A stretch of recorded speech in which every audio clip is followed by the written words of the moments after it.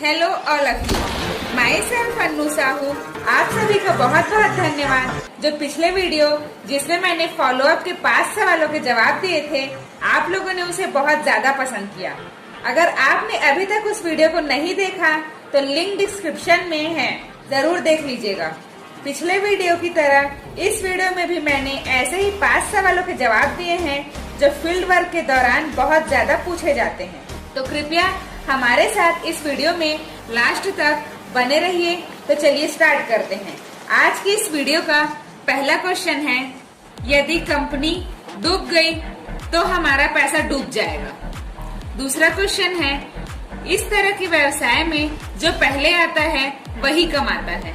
तीसरा क्वेश्चन है, कंपनी तो हमारा पैसा हमें ही बांट रही है।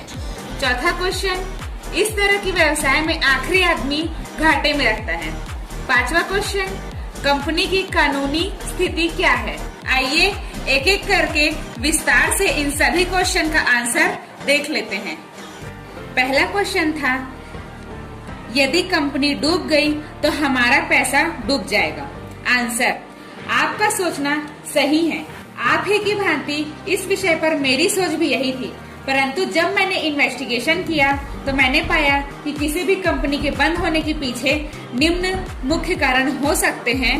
पहला, वित्त संबंधी, दूसरा कानून संबंधी और तीसरा उत्पाद संबंधी। लेकिन मैंने पाया कि कंपनी वित्तीय रूप से सुदृढ़ है। यह एक सर्विस प्रोवाइडर कंपनी है और इसके खर्चे इसकी इनकम की तुलना में न के बराबर है, क्योंकि कंपनी अपना संपूर्ण कारोबार एकमात्र कार्यालय नई दिल्ली से संचालित करती है।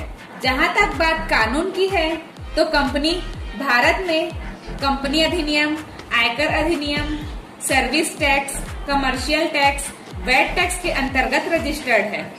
यदि प्रोडक्ट की बात करें तो विमल, ग्रासिम, रिलायंस जो अंबानी की कंपनी है, ऐसी जानी मानी बड़ी बड़ी दिग्गज कंपनियों के साथ सेफ शॉप ने टाई अप किया हुआ है। तो जब इतनी बड़ी बड़ी कंपनियां सेफ शॉप पर ट्रस्ट करके काम कर सकती हैं तो आप और हम क्यों नहीं।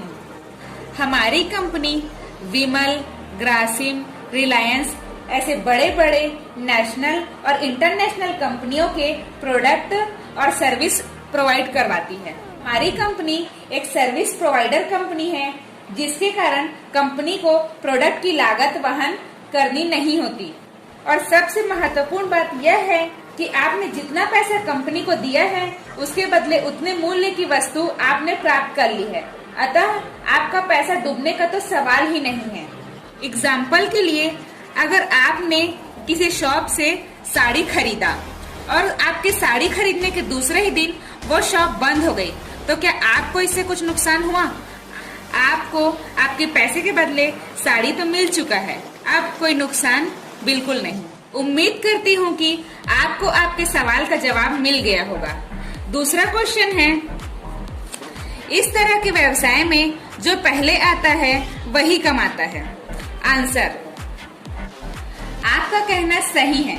जब मैंने भी इस बिजनेस के बारे में सुना तो मुझे भी यही लगा, लेकिन जब मैंने इस सिस्टम को समझा तो मुझे बताया गया कि कंपनी का बिजनेस प्लान पेयर पे डिपेंड करता है, जिसमें कि इनकम तभी प्राप्त होती है जब व्यक्ति अपने बिजनेस में लेफ्ट और राइट बिजनेस सेंटर में 1:1 के रेशियो में सेल करता है। पोजीशन तो इम्पोर्टेंट है ही, लेकिन आपका इनकम पोजीशन के साथ साथ आपके टीम के द्वारा किए गए सेल पर भी डिपेंड करता है। कंपनी का आय बांटने का सीधा फॉर्मूला है, more sale more commission, no sale no commission. चलिए देख लेते हैं नेक्स्ट क्वेश्चन। तीसरा क्वेश्चन है, कंपनी तो हमारा पैसा हमें ही बांट रही है। आंसर, आपका कहना सही है। जब मैंने भी इस व्यवसाय के बारे में सुना तो मुझे भी यही लगा, लेकिन जब मैंने इस सिस्टम को समझा तो मुझे मालूम हुआ कि हमारा वह पैसा जो डीलर्स, डिस्ट्रीब्यूटर्स और एडवर्टाइजमेंट में फिजूल ही खर्च हो जाता है, वो लास्ट में हमसे ही वसूला जाता है। क्योंकि इंडस्ट्री में कोई भी सामान उदाहरण के लिए 30 रुपए का ही बनता है, लेकिन कस्टमर तक आते आते उसकी कीमत हो जाती है 100 रुपए। मतलब ये जो व्यर्थ का खर्च हुआ उसका पैसा हमसे ही वसूला गया। लेकिन सेफ शॉप हमें यह मौका देती है कि जो पैसा एडवर्टाइजमेंट में और इस तरीके से डिस्ट्रीब्यूट होता है, वो पैसा हम एक इनकम के रूप में यहाँ से प्राप्त कर सकते हैं। इस प्रणाली के बारे में मैंने अपने पिछले वीडियो में और भी डिटेल से बताया है, आप वहां जाके चेक कर सकते हैं। चौथा क्वेश्चन है, इस तरह की व्यवसाय में आखिरी आदमी घाटे में रहता है। आंसर, आपका कहना बिल्कुल सही है, लेकिन आप बुरा मत मानिएगा। मेरे हिसाब से यह सवाल ही सही नहीं है, क्योंकि इस दुनिया में पहला व्यक्ति कोई ना कोई तो होगा, लेकिन आखिरी व्यक्ति कौन होगा यह बता पाना बेहद कठिन है। मैंने जब इस सिस्टम को समझा तो मुझे मालूम हुआ कि यहाँ कंपनी हमारे पैसों के बदले उतने ही कीमत का उत्पाद तो दे देती है, इसलिए आखिरी व्यक्ति भी अधिक से अधिक उपभोक्ता बन जाएगा यदि इनकम ना भी कमा सके तो। उदाहरण के लिए, किसी भी स्कूल में जब बच्चे एडमिशन लेते हैं तो हर साल वो अपने अगले साल के लिए प्रमोट होते हैं, लेकिन यह बता पाना बहुत ही ज्यादा कठिन है कि कौन ऐसा आखिरी बच्चा है जो वहाँ एडमिशन लेगा। इसी प्रकार से किसी भी बिजनेस में आप पाएंगे कि आखिरी व्यक्ति अधिक से अधिक अंतिम उपभोक्ता ही बनता है, घाटे में कभी नहीं रह सकता। चलिए बढ़ते हैं 5वें क्वेश्चन की तरफ। कंपनी की कानूनी स्थिति क्या है? Answer, safe shop company companies act 1956 के अंतर्गत रजिस्टर्ड है। कंपनी आयकर अधिनियम के अंतर्गत दिए जाने वाले कमीशन पर TDS भी काटती है तथा वर्ष के अंत में फॉर्म 16A भी देती है, जो आयकर विभाग द्वारा मान्य है। Company commercial tax, value added tax और सर्विस टैक्स एक्ट के नियम के तहत भी रजिस्टर्ड है, जैसा कि मैंने आपको इसके बारे में पहले के क्वेश्चन में भी बताया है।